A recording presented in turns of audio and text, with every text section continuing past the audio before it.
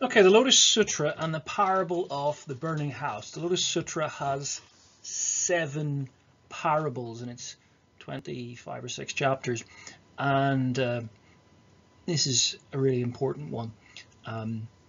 What is the parable of the burning house? Well, I think you could go away and read it and find out about it, but in the parable of the burning house we have a burning house.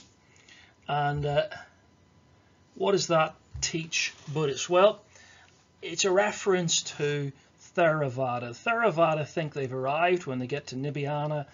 Really, the house is still on fire. They're only halfway there. They're still in samsara. Samsara and Theravada are the same thing after all. So, Theravada think they've arrived and they haven't. Mahayana have their perfected wisdom. But Theravada don't listen. They don't agree. This is the background polemics. They don't agree. So, to understand this, we need to see this context of, and the symbolism of the context of the polemics between Theravada and Mahayana. Who are the young children trapped in the house?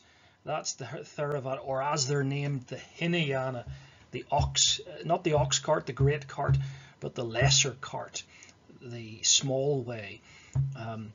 That's quite polemical, name-calling stuff. What might in the story the old man exist? Pause for a second and think.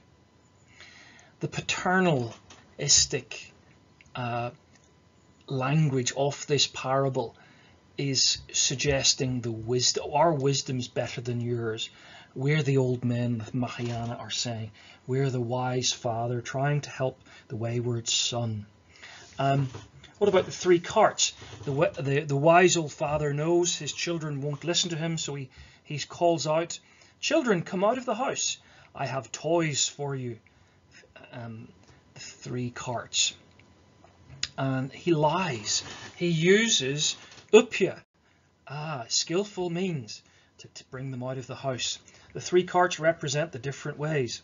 Mahayana being the ox cart, the great way, and the little cart, the goat cart, being Hinayana or Theravada, Nikaya Buddhism, that is got its own dharma, that they don't listen to others.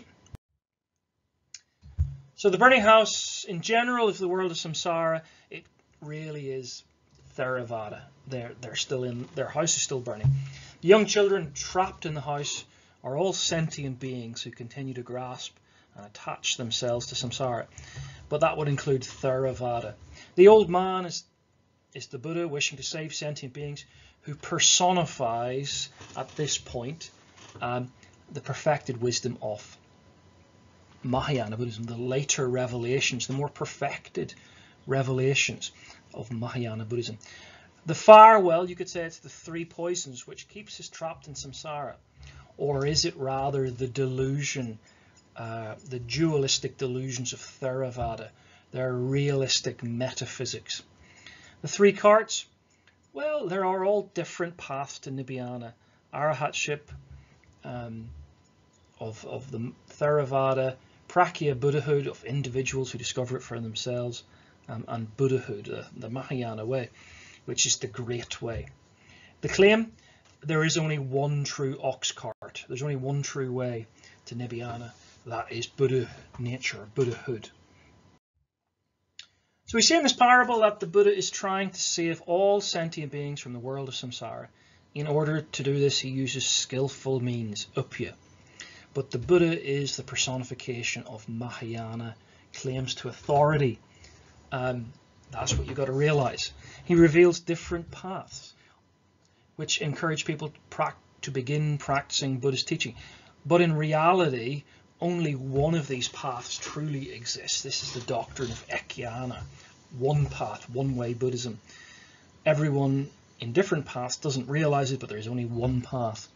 The other 2 are just to encourage people to begin practicing the path, but they don't really exist.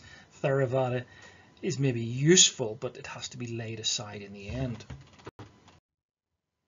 The doctrine of upya, translated as skillful means, is sometimes this expedient means. In essence, is the idea that Buddhas, better bodhisattvas, can use methods that would not normally be accepted within Buddhism to help beings achieve nibbana.